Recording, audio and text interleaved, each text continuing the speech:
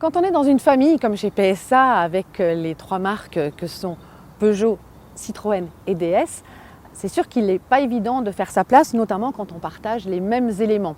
Toujours difficile quand le grand frère réussit tout, a beaucoup de succès, de bien se démarquer et justement de réussir aussi bien.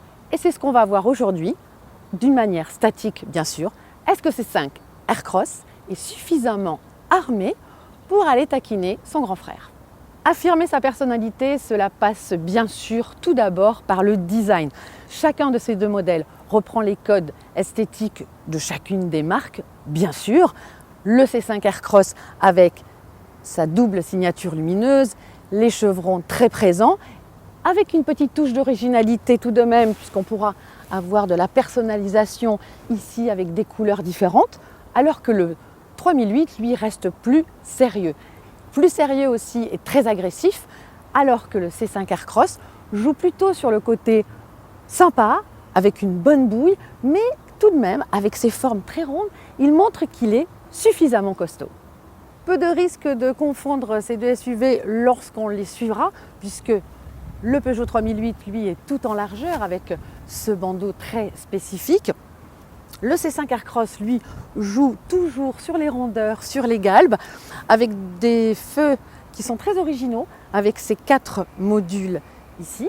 S'ils partagent la même base technique, ces deux-là ne sont vraiment pas des jumeaux. On le voit clairement sous cet angle de profil. Ils ont un look totalement différent, un capot plutôt plongeant pour le 3008, très horizontal pour le C5 Aircross, et puis même dans les formes, dans les lignes très marquées pour le Peugeot et tout en galbe, tout en rondeur pour le Citroën, on voit bien qu'ils sont différents. Ils sont aussi différents dans le gabarit et 5 cm les séparent, 4,45 m pour le Peugeot de longueur, 4,50 m pour le Citroën et il en est de même en hauteur, 5 cm aussi de différence, 1,62 m pour le Peugeot et 1,67 m pour le Citroën.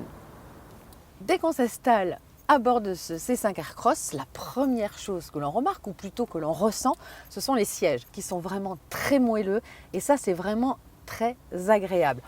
Ensuite, du côté de l'architecture, il y a beaucoup d'éléments qui sont communs, notamment la console centrale, la boîte à gants, les porte-gobelets, le levier bien sûr de vitesse de la boîte auto EAT8. Les écrans, on a une dalle numérique de 12,3 pouces derrière le volant et ici un écran tactile de 8 pouces, mais on remarque que c'est quand même différent.